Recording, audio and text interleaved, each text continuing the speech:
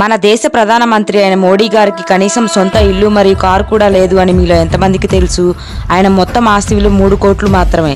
వారణాసి లోక్సభ స్థానం నుంచి వరుసగా 3వసారి పోటీ చేస్తున్న ప్రధాని తన ఆస్తులకు సంబంధించిన వివరాలను ఎన్నికల అఫిడవిట్లో చెప్పారు. సొంత ఇల్లు, కారు లేదని తెలిపారు.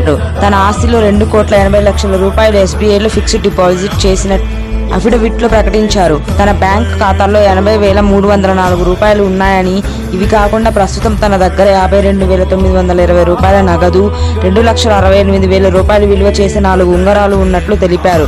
2018-19లో 11,14,000 ఉన్న తన ఆదాయం 2022-23లో 23,56,000కు పెరిగిందని చెప్పారు.